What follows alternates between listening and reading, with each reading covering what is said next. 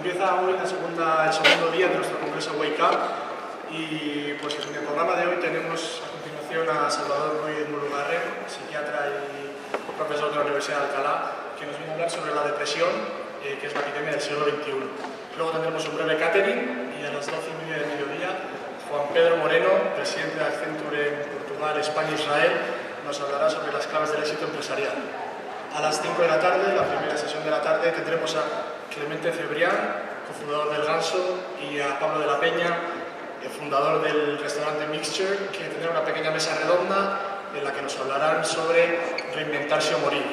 Otro breve catering después de esa ponencia, y por la tarde, la última sesión de la tarde, tendremos a Federico Aznar a las 7 de la tarde, que es el analista principal del Instituto Español de Estudios Estratégicos, que cubrirá el ámbito de la política. Antes de invitar al presentador de nuestro primer ponente, nos gustaría empezar el día con un breve vídeo que hemos preparado para todos vosotros. Muchas gracias.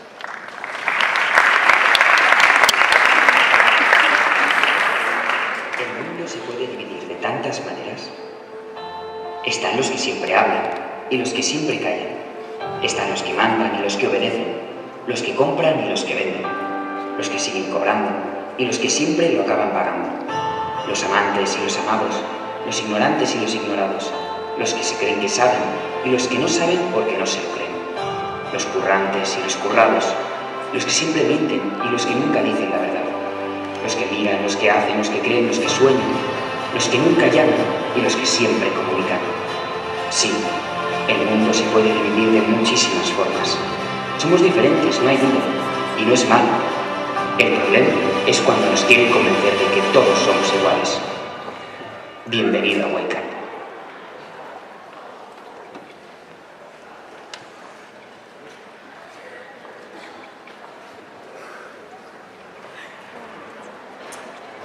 Buenos días. Lo primero, muchas gracias a todos por venir. Gracias sobre todo a los organizadores de estas jornadas, que la verdad es que es espectacular la que habéis montado. No me quiero ni imaginar todo el trabajo que supone esto. Y gracias, por supuesto, al patrocinador de estas jornadas, a Zurich. Lo primero me presento, yo creo que es de educación. Yo soy Javier Bernácer, soy de aquí de la casa, soy investigador en el grupo Mente Cerebro del ICS, el Instituto Cultura Sociedad.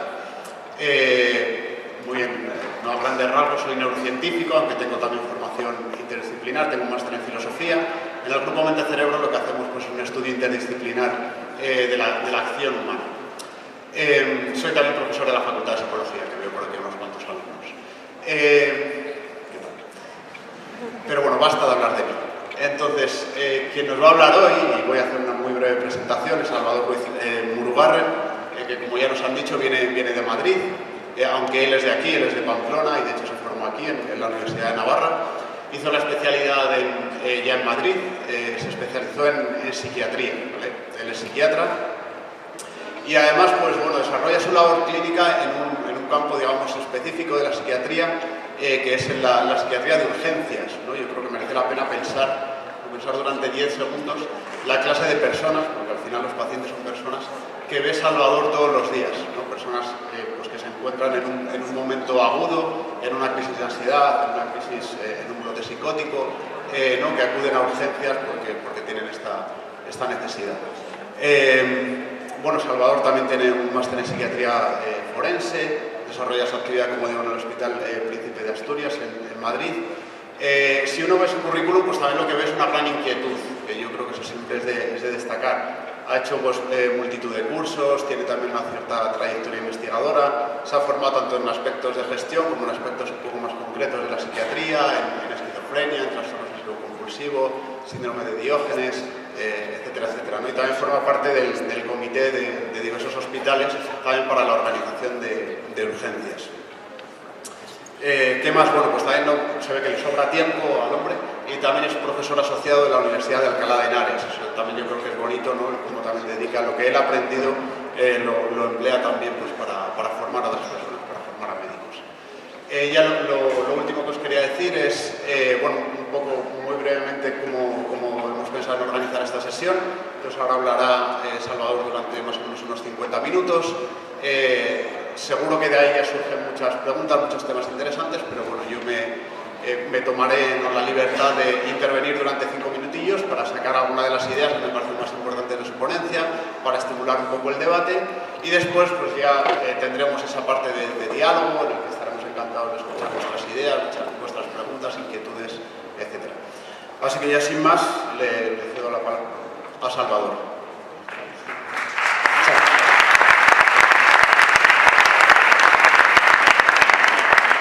Bueno, buenos días. Voy a modular la voz para no asustar. Lo primero es agradecer tanto a Javier como a la organización la oportunidad de poder hablar con vosotros. Y especialmente estoy contento porque vamos a hablar de algo que generalmente tiene un componente de tabú muy importante, como la mayoría de los aspectos de la salud mental.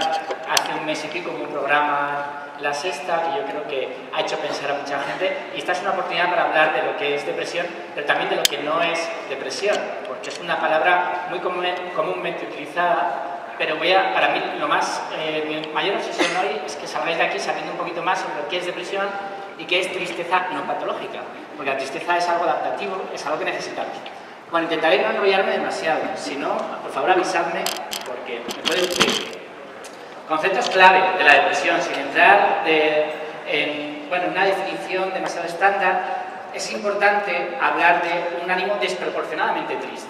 ¿Qué es proporción y desproporción? Es otro tema que luego debatimos, pero tenemos que hablar de una tristeza que es desproporcionada, que hace a la persona no tener fuerzas, no tener ilusión, no tener sus capacidades como normalmente las suele tener, y este tipo de tristeza ocurre durante la mayor parte del día. Interfiere en la vida cotidiana, interfiere incluso en la capacidad para ducharse, hasta ese nivel llega. Y es una enfermedad muy compleja, es multidimensional y es heterogénea. Es difícil hablar de las depresiones iguales. Yo siempre digo que me asusta muchísimo más en los pacientes que no lloran que los pacientes que lloran. Porque cuando detecto un paciente con clínica depresiva que no llora, hay algo que está pasando por dentro. Y llorar al fin y al cabo es algo muy adaptativo y que suele desahogar. Bueno, un poquito de epidemiología, no demasiado. Es el trastorno mental más frecuente en España y en Europa. Afecta a cualquier tipo de estrato social, de razas, de culturas, de edad, de sexo, aunque sí parece que hay una proporción algo mayor en las mujeres, como de 3 a 1 más o menos. Suele ocurrir a cualquier edad, aunque entre los 15 y 45 años digamos que es el periodo de primera aparición más frecuente. Y la Organización Mundial de la Salud, esto es muy curioso, porque si tú miras los datos que publican en el 2000, dicen, en 2030 será la primera causa de discapacidad del mundo. Si miras los datos de hace 7 años, dicen, en 2020 será la primera causa de discapacidad del mundo. Si miras los datos del año pasado, ya es la primera causa de discapacidad del mundo. La velocidad a la que ha aumentado la clínica depresiva en las personas es tremenda, nos ha pillado a todos un poco a traspié. La prevalencia más o menos era un 20%, es decir, 1 de cada 5 personas en el mundo, o de vosotros, a lo largo de la vida va a sufrir síntomas depresivos. Suficientes como para hablar de una depresión, ya veremos sobre los criterios, pero la prevalencia es la más alta en cualquier tipo de enfermedad mental y es la principal causa de discapacidad de 2030 hoy, por lo que os he comentado. En España es un poquito más baja, del 5 al 10%, del mundo 8 o 15, aunque como os digo, en 2020 ya se cree que va a llegar al 20%. La mayor parte de los estudios dicen que es el doble de frecuente la mujer que el hombre, aunque también otros estudios hablan de 3 a 1, y hay un gran sufrimiento en la persona que la padece. La complicación más importante, os la podéis imaginar, es el suicidio. Se estima más o menos en un 15% de los casos de depresión. Y incluso en los países ricos, menos de la tercera parte de las personas tienen tratamiento. La mayor parte de los cuadros depresivos están sin tratar. Y cuando hablo de tratar, no hablo de medicación solo, hablo de muchos más aspectos que luego os comentaré. Costes económicos de la depresión, por darle una vuelta más cercana quizás a vuestro campo. Bueno, el alto coste global que estima la OMS se estima en 1 billón en el sentido español, 1 millón de millones en el mundo. Cada dólar invertido en la ampliación de los tratamientos, de la evaluación de la depresión, se sabe que tiene unos 4 dólares de vuelta en cuanto a ganancia de capacidad, de disminución de gastos asociados a todo lo que conlleva el estar deprimido a nivel laboral, para las empresas, para todo el mundo. El gasto sanitario, sin embargo, es bajo. El país que más gasta en salud mental dentro del presupuesto de sanidad quizás sea Gran Bretaña, que llega al 15%, aún así es menos del 1% del PIB, pero normalmente está entre el 1 y el 5% del presupuesto de toda la salud se dedica a la enfermedad mental. Bueno, en esto voy a ser rápido, no os quiero aburrir, pero sí os quiero hablar de las causas de la depresión como una especie de poliedro, con distintas caras y todas ellas importantes. Hay una parte biológica. ¿Es una enfermedad hereditaria? No. Pero si tenéis algún padre que sufre depresión, tenéis más posibilidades de sufrir depresión que si no lo tenéis. De algún modo, la parte genética deja una impronta y aumenta la vulnerabilidad, pero no determina. Puede condicionar en algunos aspectos, pero no determina. ¿Fármacos y drogas? Por supuesto. Me hincho de ver personas que tienen un trastorno de alcohol continuado, eso provoca depresión. El mono, la abstinencia de la cocaína, que dura hasta 7 o 9 meses, tiene varios cuadros depresivos en toda la evolución. Algunos fármacos, los betabloqueantes, como lo que yo pensaba tomarme antes de hablar aquí, que es el propanolol, para bajar un poco la ansiedad. El Sumial, que si os ha tocado hablar, os ha dicho, tómate el Sumial, mejor que no empecéis. También puede generar depresión. También el cannabis a la larga genera depresión y una cosa muy parecida, que es el síndrome motivacional. Si tenéis amigos o vosotros consumís una cantidad importante diaria, veréis como que se quedan un poquito más atrás en la velocidad de procesamiento, en algunos aspectos, y son mucho más vulnerables a sufrir depresión. Sabemos que enfermedades físicas o un estado de inflamación leve pero crónico en el cerebro aumenta las posibilidades de depresión. No voy a extenderme mucho, pero alteraciones también del tiroides, del cortisol, el aumento de los radicales libres que actúan en el cerebro, todo eso puede generar depresión. Y luego hay un tipo de depresión, la depresión melancólica, o endogenomorfa o tal, que es un tipo de depresión muy específico, con unas características muy determinadas y que parece que tiene un componente biológico más importante. Pero no es solo esto, hay muchos otros factores. Hay factores ambientales. Cualquier desencadenante o perpetuante, cualquier cosa mala que nos pueda ocurrir en la vida, puede desencadenar una depresión si tenemos vulnerabilidad a ello. Situaciones de abuso físico, psicológico, sexual también. No solo con la depresión. Sabemos que las personas que en la infancia sufren abusos sexuales van a tener más probabilidades también de esquizofrenia, no solo de depresión cuando son adultos. Cualquier enfermedad médica que cursa con dolor crónico, muy asociada a depresión. Y también situaciones vitales estresantes, como no poder pagar el alquiler del mes que viene, puede precipitar la depresión. Que va a ser distinto de estar mal porque tienes ese problema. Estamos hablando de depresión. Factores psicológicos personales, el entorno psicosocial, el modelo de afrontamiento de problemas en el que te has criado, el tipo de apego. Esto daría para 2 charlas seguidas. El apego se establece entre el vínculo entre la persona y la madre entre 7 o 8 meses y los 3 años y determina la forma en que te relacionas con los demás el resto de su vida y la forma en que afrontas los problemas. Todo ello, el temperamento sería la parte genética de la personalidad, el carácter, la parte ambiental y en conjunto conforma la personalidad. ¿Hay personalidades depresógenas? Existen. Y bueno, aquí un pequeño poema que siempre me ha gustado.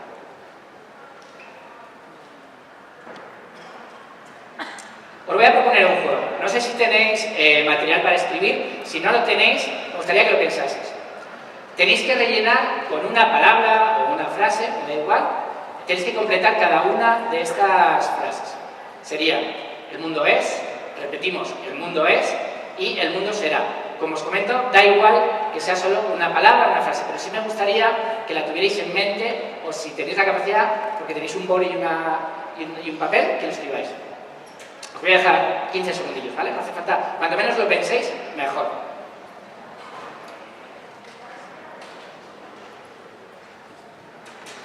En esta ocasión en el juego no hay mecanismos con cuchillas. Bueno, ¿lo tenéis más o menos? Vale, este es un juego proyectivo. La forma en que te ves a ti, la forma en que ves el mundo y la forma en que ves el futuro determina una cognición hacia ti y los demás que te puede predisponer a sufrir depresión. Son factores que te acercan a la depresión. Bueno, peligros en relación a esto. Cuando tu forma de pensar te acerca a la depresión. Hay una serie de automatismos mentales que hacen que tengas más probabilidades de deprimirte. Por ejemplo, pensar en modo blanco o negro, o me quieren o no me quieren, de forma dicotómica.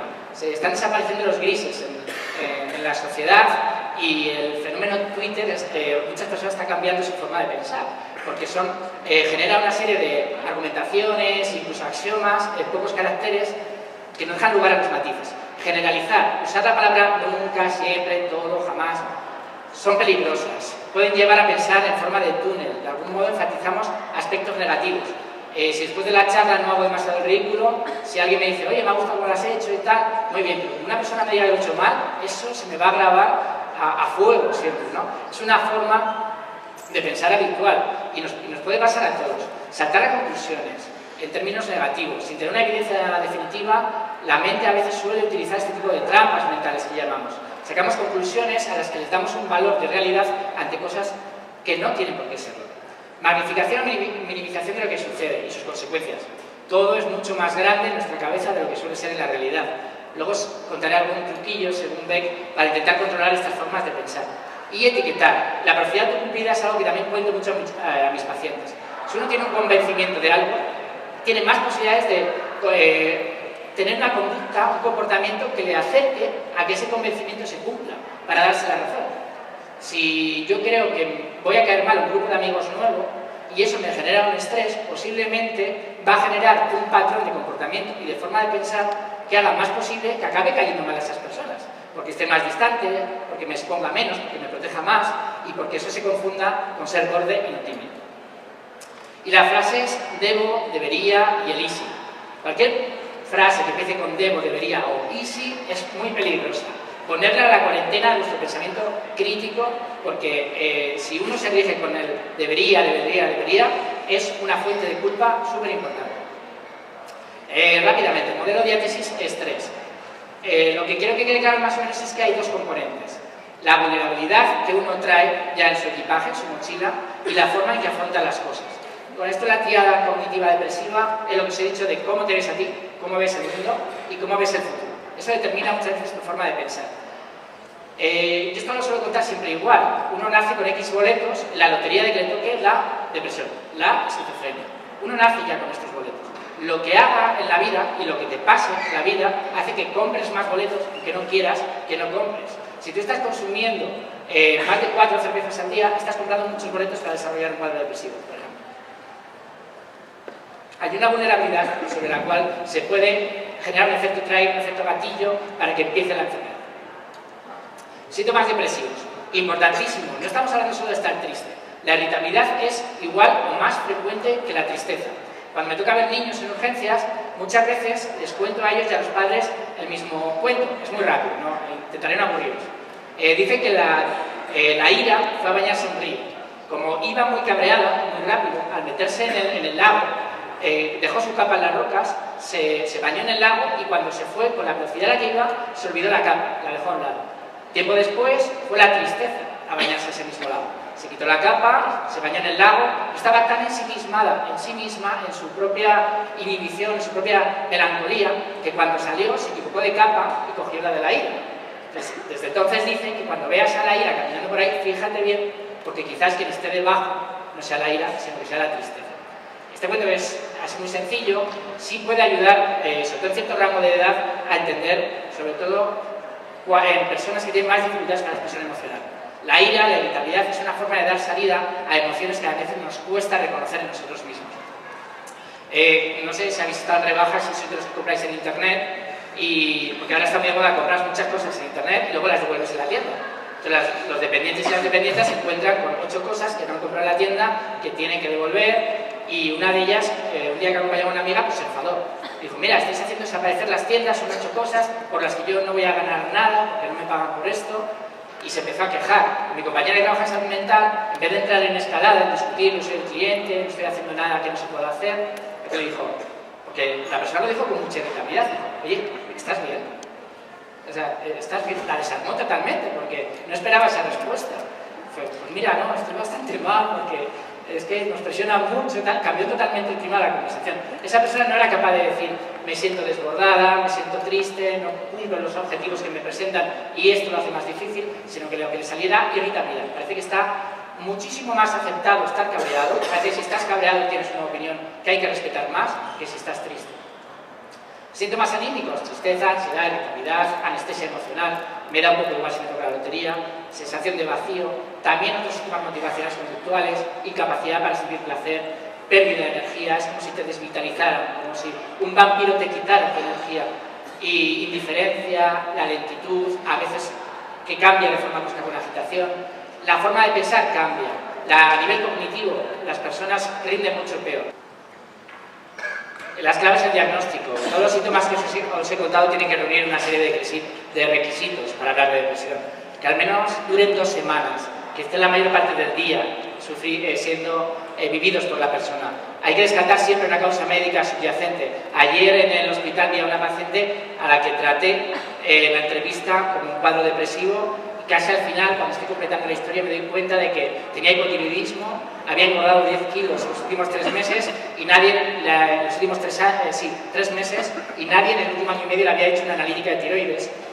Como no la podía hacer en urgencias, me he quedado con la duda porque la he mandado al médico de cabecera para hacer esos datos. También tenía sangrados frecuentes, había una sospecha de anemia, eso también puede generar síntomas depresivos. Contextualizar los síntomas a la situación vital del paciente. No solo vale con tener síntomas, sino que tienes que ponerlos en una visión integral, holística del paciente. Tienes que pensar el paciente como un todo, con distintos aspectos. Igual es normal, igual es adaptativo que se sienta así en estos momentos de su vida.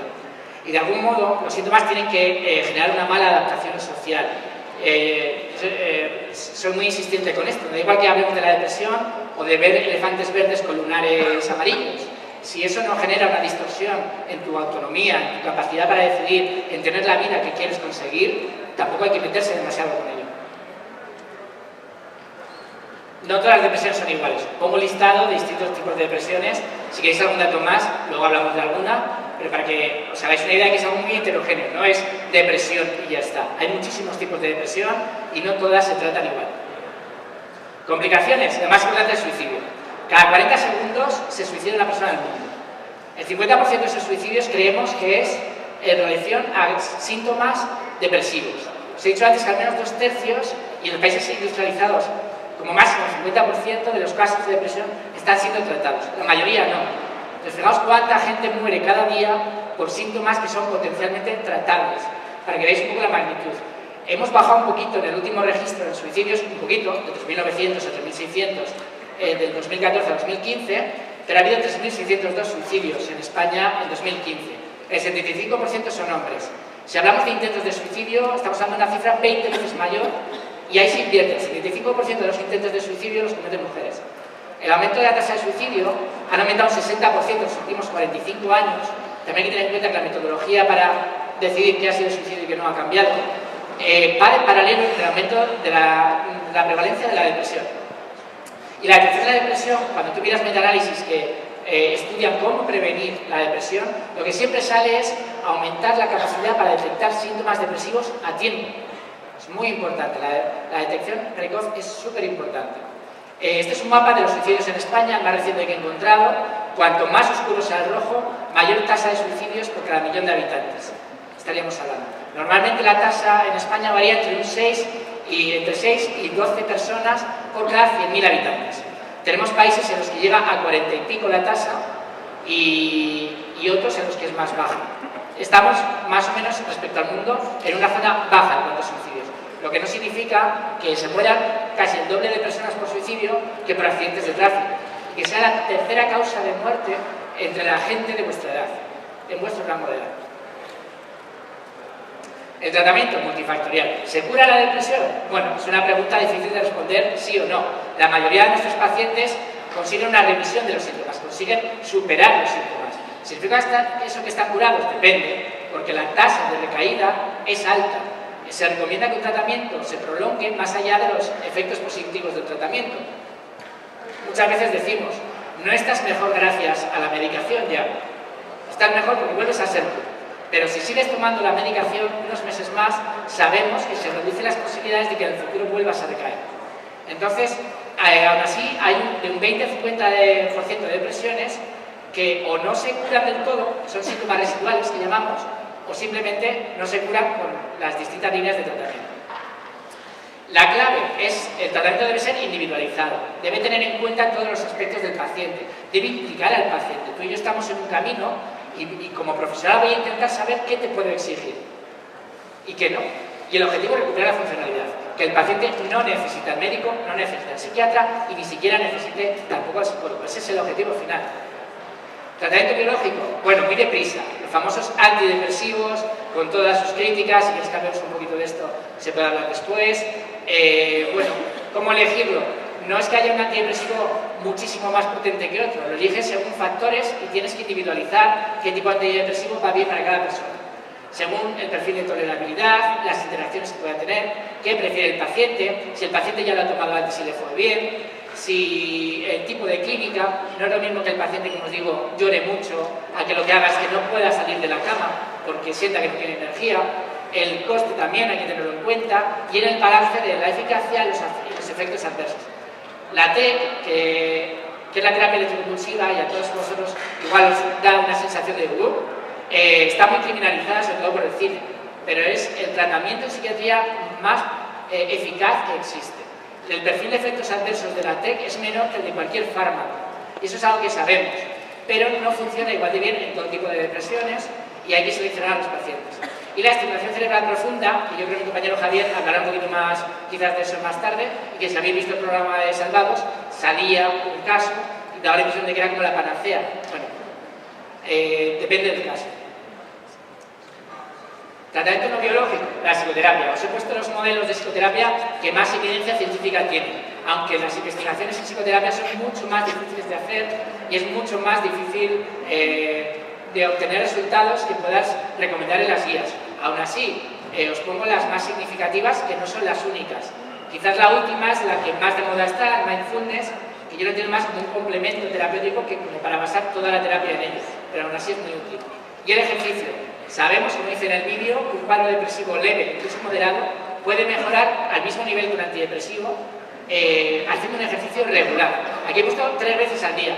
La clave es todos los días. Un ejercicio aeróbico, 45, 60 minutos andando, aumenta los niveles de serotonina cerebrales y mejora el ánimo del paciente a un nivel parecido al de un fármaco. Yo soy súper pesado con esto en el hospital. ¿Hábitos de vida saludables? Bueno, como os digo, evitar el consumo de alcohol, tener una regularidad en los horarios, tener comportamientos alimentarios saludables. El estar obeso aumenta las posibilidades de estar deprimido, pero por este factor de inflamación cerebral no soportado. La psicoeducación, obtener información clara, veraz sobre la depresión, súper importante. Y muy rápidamente, mensajes para paciente y familia que le he robado a mi compañero Guillermo Laera.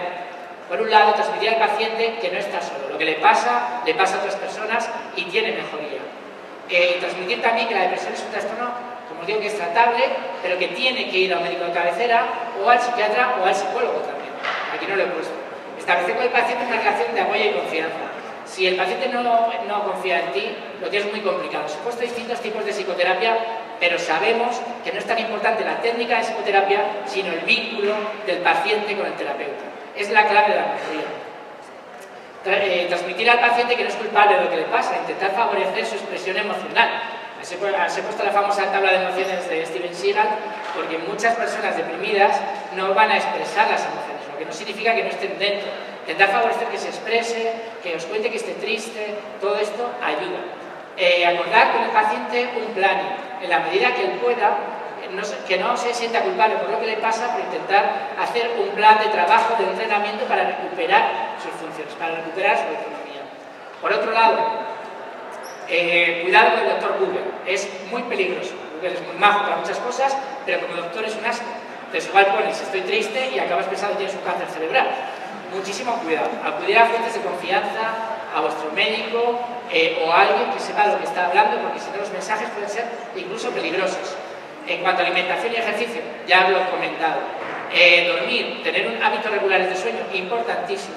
La higiene del sueño es tan importante o más que la pastilla para dormir. El no dormir por el día, el no cenar fuerte, el tener una regularidad en los hábitos. Con vuestra edad os podéis permitir estar 2 días acostándose a las 5 de la mañana y más o menos estar frescos el lunes. Veréis que eso cambia, lo seguro. Intentar evitar alcohol, cualquier tipo de drogas, por supuesto. De algún modo transmitir las grandes decisiones de la vida, hay que transmitir al paciente que no es un buen momento para tomarlas. Si puede postergarlas, que lo haga. No hay que tomar decisiones importantes en estos momentos. Y en general, si tú tienes a alguien cerca que quieres y tiene un síndrome depresivo, hay que reforzarle positivamente. La persona tiene que saber que el otro se da cuenta de los esfuerzos que estás haciendo por salir de ahí. Y bueno, ahora os he hablado de depresión como trastorno mental, como enfermedad, pero rápidamente os voy a hablar de otro concepto que no existe realmente, que es algo que he escuchado a un compañero mío, que es la TIC, el trastorno de infelicidad crónica. Muchas veces escucharéis, estoy depre, estoy deprimido. No es lo mismo eso que no ser feliz, pero vivimos en un modelo social en el que parece que si no eres feliz, súper guapo, súper exitoso, súper de todo, entonces eres un fracasado, eres un loser y tienes que estar deprimido. Entonces, bueno, si alguien quiere, esto es autopromoción, bueno, si alguien quiere un poquito más del tema, que busque este artículo que escribí, y tengo depresión, no, tienes un trastorno de infelicidad crónica. ¿La tristeza sirve para algo? Claro que sirve. Pensar que la tristeza es algo en lo que no tienes que aprender a estar triste. Uno se siente triste. Es universal. De las pocas cosas que van a ser reconocidas aquí, en Zimbabue y en Tokio. No cambian entre culturas. La función biológica de la tristeza consiste en que los demás vean que estamos mal y despertemos compasión en el otro o pidamos ayuda al otro. Si no somos capaces de hacerlo con la palabra, el llanto es una señal de alarma para el otro y le damos la oportunidad de ayudarnos. Y de algún modo también las experiencias negativas, la tristeza, nos puede ayudar a diferenciar y a echar de menos las cosas buenas que no valoramos mientras las estamos disfrutando. Esto es algo que supongo que todos esa sensación la conocéis. Más, diferencia entre tristeza normal y patológica. Normalmente en la tristeza normal hay un desencadenante claro. Los síntomas no interfieren tanto en la vida diaria a la hora de ducharte, ponerte ropa, comer con normalidad, dormir. Son proporcionados a lo que lo ha generado. No suele haber la variación en cuanto a cómo te sientes triste, suele ser estoy peor por las tardes y por las mañanas estoy algo mejor. La tristeza patológica a veces se invierte. Estoy peor por las mañanas y voy estando algo mejor por las tardes. La tristeza normal, la vivencia de estos sentimientos es más o menos intacta, de los sentimientos en general. Tú puedes estar triste, pero si te toca la lotería, posiblemente dejes de estar triste. Una pregunta que hago muchas veces es, cuéntame la última época buena que recuerdes. Si yo te digo que te ha tocado la lotería, ¿crees que eso cambiaría tu ánimo depresivo? Si solucionara este problema con la herencia que me dices que está generando esta depresión, ¿dejarías de estar deprimido? Son cosas diferentes. El tipo de experiencia en la tristeza patológica es diferente. La persona siente todo a un nivel mucho más corporal que la tristeza normal. ¿Qué pasa? Que desde los finales de los 80 esto ha cambiado un montón. Ha cambiado por varios factores. Ha cambiado a nivel social, por ejemplo. De algún modo hay un concepto que me gusta mucho que es el de kid. Ni eres niño ni eres adulto, eres un kid. Creo que no existía el mercado del merchandising de juguetes que ahora compra gente de 40 años, antes no existía. Mi padre que está por ahí le va a dar igual ver un muñeco con los que jugaba cuando era pequeño. Sin embargo ahora es un mercado muy potente. De algún modo ha cambiado el modo de comportarse. Al conocer la diferencia entre un niño y un adulto, el precio de los juguetes, básicamente, esto está evolucionando así. De algún modo hoy todo es urgente, no hay tiempo para nada, todo debe ser inmediato, no puedo estar mal, tengo que estar bien ya ahora. La pérdida del color gris, como os digo, la sociedad se está convirtiendo en un trastorno límite de personalidad a nivel global. Todo es blanco o negro, todo es bueno o malo, no hay lugar para los matices, la palabra equidistante hoy en día tiene muy mala prensa y los ciudadanos ya no queremos quedar de los nuestros, cada vez cuidar de los nuestros, cada vez muere más gente sola. Hoy en día, otro día estaba con un sociólogo, me decía que hoy en día ya hay más personas vivas divorciadas que viudas. De algún modo, la sociedad orienta al aumento de la soledad. Por otro lado, los médicos también estamos implicados en ello. Cuando llega alguien que lo está pasando mal, que tiene un sufrimiento, sobre todo si tienes 5 minutos por consulta, como les pasa a los médicos de atención primaria, quieres dar una solución. Y la más fácil es dar un tratamiento biológico, una pastilla. Faltan psicólogos en los médicos de atención primaria, el sistema sanitario en general. Reduciríamos un montón los costes y aumentaríamos un montón la calidad de vida de la gente si al menos, como mínimo, hubiera un psicólogo en cada centro de salud. Lo contrario, el que tú no des una solución como médico con toda la tecnología que tenemos, te hace sentir mal, te hace sentir incapaz. De algún modo, trabajar con el paciente que no está enfermo, sino que lo está pasando mal, lleva más tiempo, es más cómodo recetar. Y pensamos también que los laboratorios, respecto a los médicos, influyen más en el compañero. No, yo voy a esta comida de 100 euros el cubierto, pero yo tengo claro que a mí no me afecta. Sin embargo, a los demás igual se les afecta. Hay estudios sobre eso. Cada dólar que parece que invierte un laboratorio en un médico tiene una retribución de al menos 2. No son tontos. La industria ve una oportunidad tremenda en cada emoción, que cada emoción puede ser una enfermedad, y cada enfermedad puede ser un tratamiento, y cada tratamiento puede ser una pastilla. Cuando llegó la fluoxetina a finales de los 80, portada de Time, el Prozac, la pastilla de la felicidad, que sonarán estos conceptos, se multiplicó la prevalencia de depresión por 1000. ¿Qué estamos hablando? Estábamos no tratando a 999 personas con depresión, pasábamos de ellos y ahora las estamos tratando. ¿O es que quizás los cuadros adaptativos, los cuadros de tristeza también no patológica, los estamos tratando con pastillas y les damos la categoría de depresión? Igual hay un poco de esto, habría que pensar en ello. Y la administración no responde a las necesidades que tienen los individuos, responde a intereses políticos, socioculturales, la presión del momento. No es contagioso en el otro sentido, es contagioso en el buen sentido, en el no estar deprimidos, no en el que te arrastren a la depresión. De algún modo, tener amigos felices duplica las posibilidades de recuperarse una depresión entre 6 y 12 meses, que si te rodeas de gente feliz, te van a tirar con más facilidad hacia arriba. Es un poco de cajón. Y bueno, este vídeo es una tontería, pero a mí me parece muy tierno y me gusta mucho, porque en 12 segundos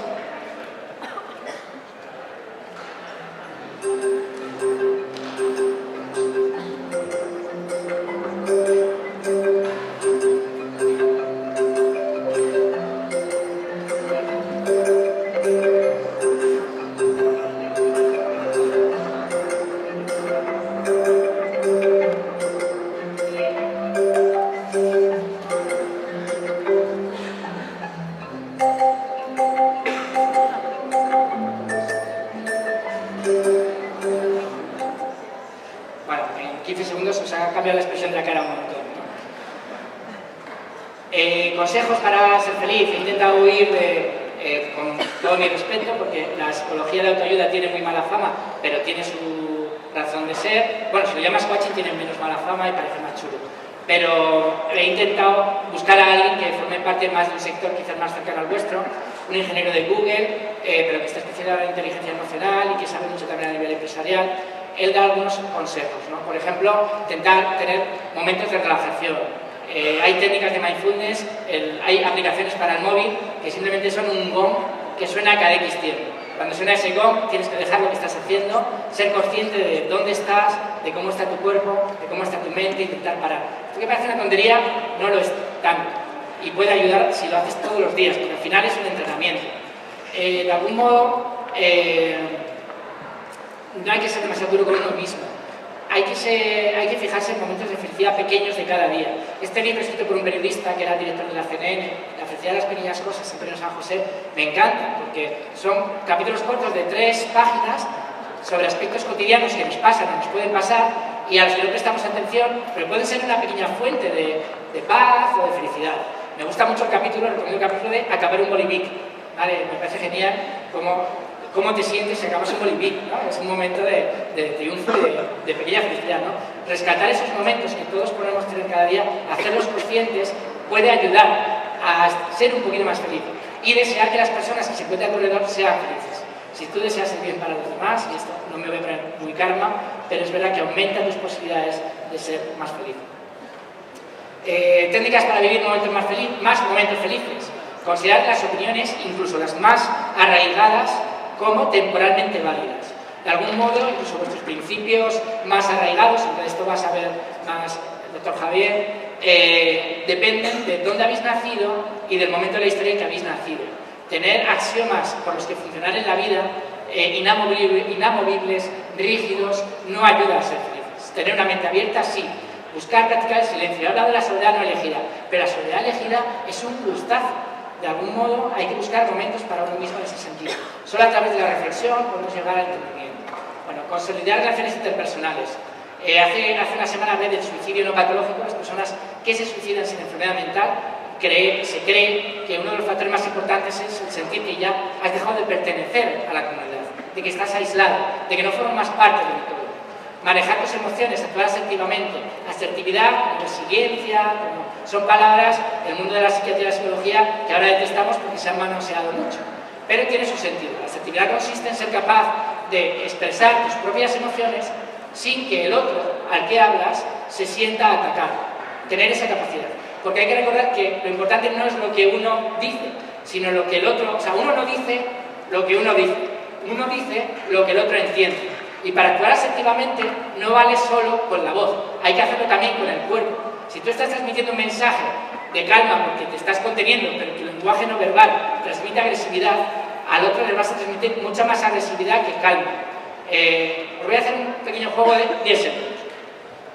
Quiero que juntéis todas las manos así, ¿vale? Ponéis así, os fijáis en mis manos y hacéis lo que yo voy a hacer, ¿vale? Quiero que ahora todos juntéis los dedos índices, ¿vale? Bueno, ¿cuántos han juntado los índices y cuántos los pulgares? Los que estuvieran mirándome a mí tienen muchas más posibilidades de haber juntado los pulgares con los índices. El lenguaje no verbal es muchísimo más importante que el lenguaje verbal. Como el 60% de información mínima que os está llegando ahora no tiene que ver con lo que digo, sino con lo que hago. Y eso lo tenemos que aplicar a todas las personas y situaciones de nuestra vida. Si aprendemos a manifestar nuestras emociones de forma coherente, con palabras, gesto y tono verbal, hay un trabajo que me encanta que grabó a médicos de atención primaria en Estados Unidos. Los grabó en consulta en audio. Entonces, en 8 segundos ponían al azar fragmentos de 8 segundos de esas intervenciones con pacientes. Bueno, según el tono de voz, el timbre de voz que empleaba el médico, tenía una predictibilidad de mayor del 80% de saber si ese médico tenía muchas o pocas demandas. Simplemente escuchando cómo el médico interaccionaba con el paciente, que es el lenguaje paraverbal. No solo importa el gesto, no solo importa la palabra que dices, sino el timbre de voz y el tono que utilizas. Y bueno, ya estamos acabando. El humor, importantísimo. En la psiquiatría yo no podría trabajar lo que trabajo si no fuera capaz de reírme de lo que hago, pero de mí, incluso de los pacientes, como no estén delante, porque de algún modo, de una forma sana, es la vía de escape más adaptativa que conocemos otros compañeros para poder afrontar situaciones muy complicadas.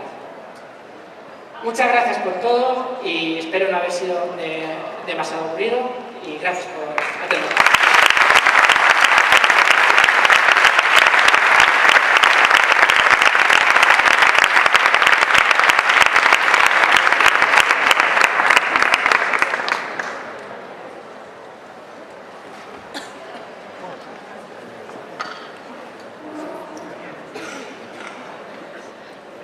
Muy bien, pues muchas gracias, Salvador. Ha sido muy interesante. Yo ahora voy a hablar muy poquito, ¿vale? Porque bueno, ya se va pasando el tiempo y yo creo que lo interesante también es que habléis vosotros. Pero sí que no quiero dejar de destacar un par de ideas, ¿no? Como subir el foco un poco y ver alguna cosa más de conjunto, más de enfermedad mental. Lo primero que me parece muy importante, lo que quizá podemos reflexionar, es sobre la estigmatización de la enfermedad mental, ¿vale?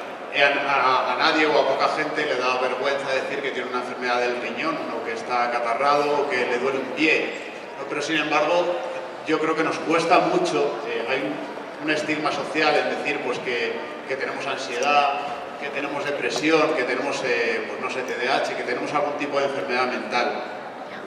Entonces esto es algo a pensar y de hecho pues eso, ¿no? Puede dar vergüenza decir yo me tomo Lexatin para la ansiedad, ¿no? Pero sin embargo luego socialmente, hablo en general, ¿no? Es guay, ¿no? Y tal, pues decir, bueno, pues yo fumo marihuana los fines de semana, ¿no? Es curioso como para el tratamiento pues nos da vergüenza decirlo y hay un estigma, pero sin embargo luego, bueno, pues eso pues es muy guay decir que yo me tomo psicoestimulantes o que me tomo psicodepresores, ¿vale? Para pasarlo bien. Entonces ahí hay una paradoja que yo creo que merece la pena, ¿no? Que pensemos un poco todos en ella. Y ya digo, no me quiero enrollar mucho, solo ya una idea más, y es, me vais a permitir que sea irrespetuoso humorísticamente con nuestro querido Stephen Hawking, ¿no? Recientemente fallecido. Y es, me río yo de problemas como el origen del universo y los agujeros negros y tal, cuando el verdadero enigma lo tenemos aquí, y lo tenemos en el día a día, ¿no? Pensad que en el tema de las enfermedades mentales, pero no solo las enfermedades, ¿no? Todo lo relativo a nuestra mente, se da ahí una cosa muy rara, ¿vale? Que es que hay un órgano que tenemos aquí dentro, sustancias químicas, ¿no? Neurotransmisores y señales eléctricas y tal, y de repente de ahí salen pensamientos, ¿vale? Pensamientos, ideas, emociones, situaciones, condiciones psicológicas, ¿vale?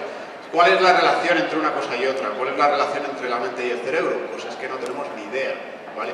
Y entonces eso es algo que hay que tener muy en cuenta. Estamos aquí ante un enigma que no sé si podremos resolver alguna vez o no. Está claro que las dos cosas están relacionadas. Está claro, yo me atrevo a decir que no son cosas independientes, ni mucho menos, pero sí que son cosas distintas, ¿vale?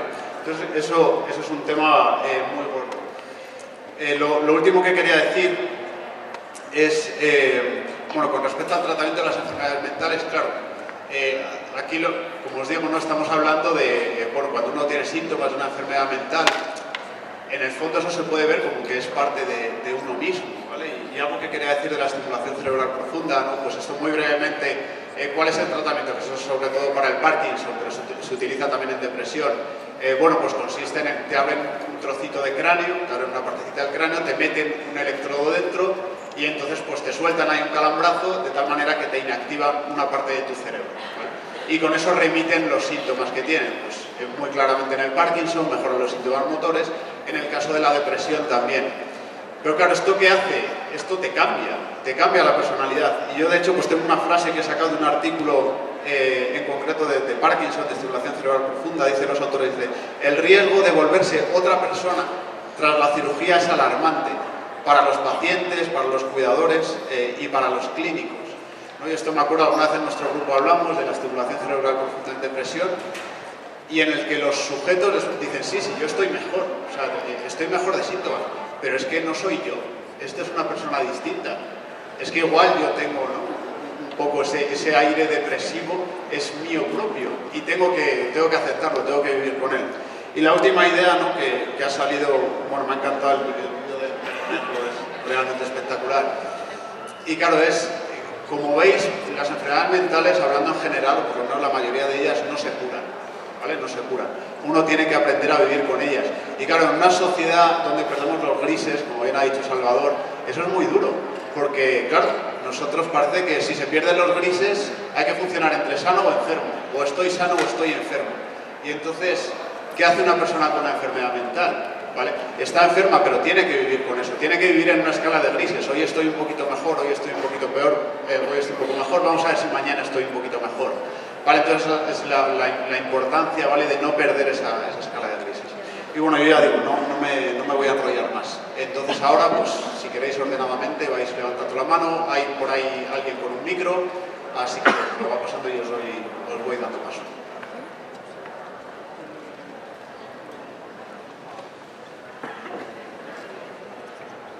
Hola, buenas tardes, buenos días. Me llamo Pablo, estudio cuarto de Derecho y una pregunta clínica y bastante personal, entonces me da un poco de palo hacerla aquí, pero la voy a hacer igual. ¿Hasta qué punto los síntomas de la depresión y la ansiedad, igual son los que he ido al baño un minuto, me está poniendo bastante nervioso y he tenido que ir al baño? Yo tengo hipertiroidismo, que me lo han diagnosticado hace 3 meses. Pero llevaba 1 año y pico con él y nadie sabía qué pasaba y yo fui al psiquiatra y tal igual y tengo un trastorno de ansiedad generalizada y muchos síntomas y no sé hasta qué punto los propios síntomas de la ansiedad y la depresión pueden parecerse, porque también de pequeño tuve un cuadro depresivo importante y eso. Gracias. Bueno, muchísimas gracias por tu valor y por compartir, porque no es fácil, porque acabas de dar una lección sobre uno de los problemas de este tipo de síntomas, que es el estigma. Es complicado sin tener más datos, que yo te puedo dar una opción, pero posiblemente el factor físico-biológico del hipertiroidismo tenga muchísimo que ver con la ansiedad, sobre todo si tus niveles de TSH no están regulados. Porque lo malo de las enfermedades de tiroides es que necesitan bastantes meses hasta conseguir una dosis. Cada paciente tiene su dosis en las que ni te pasas ni te quedas corto para tener la cantidad adecuada de T3 y T4 funcionando en el cuerpo. Entonces, quizás hay una base que lo explique totalmente, sobre la cual puede haber otros síntomas de ansiedad que tienen que ver con miedo a ponerte nervioso. O sea, la ansiedad, el miedo a tener ansiedad genera ansiedad, que es ansiedad anticipatoria. Y el tener sensación de descontrol, de que puedes perder el control, de que puedes no ser tú mismo, también genera ansiedad. Y al final es un mix. Pero el hipertiroidismo es una de las cosas más frecuentes de trastornos de ansiedad físicas. Y muchas veces nos obcecamos en tratamientos psicológicos o biológicos y hasta que la TSH no está donde tiene que estar, no empiezan a mejorar de verdad los síntomas. Gracias.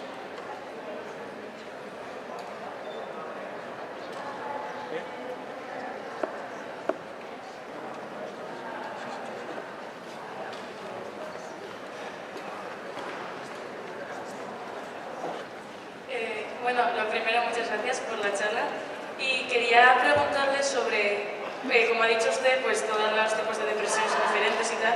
Y quería preguntarle sobre qué hacer cuando ves que una persona tiene depresión y no lo admite o no se da cuenta de que realmente necesita ayuda hasta que llega a un extremo de que ya esté pues bastante mal. Gracias. Muchas gracias. Buena pregunta y nos la hace muy comúnmente porque realmente la propia persona muchas veces no se da cuenta de que ha pasado sus límites hasta que los ha pasado. A cualquiera de nosotros nos puede pasar. Tú vas tirando y cuando te pasas los límites hay una fase de tiempo en la que te están pasando cosas. Si no estás hablando tú, empieza a hablar tu cuerpo con dolores de cabeza, dolores musculares y muchas veces es la expresión de otra cosa. Otra gente que está a tu lado, que te quiere y que lo nota antes, posiblemente lo note, pero la persona que sufre los síntomas se cierra.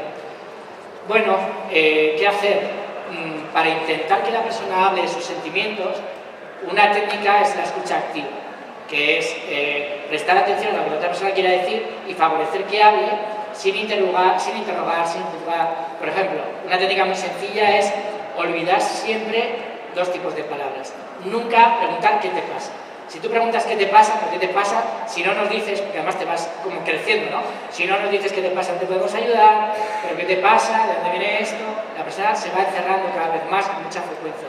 Es mucho más útil hacer un reflejo empático, es algo muy sencillo, simplemente observar la emoción en la cara de la persona y ponerla en palabras.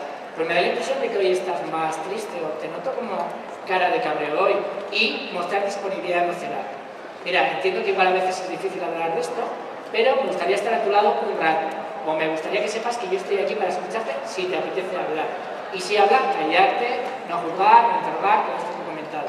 Otra cosa que recomiendo nunca hacer es, pero venga, levántase ánimo, pero venga, pero tranquilízate. Nadie en la historia que yo sepa, lo que yo he visto, se ha tranquilizado porque otro ser humano le diga tranquilízate.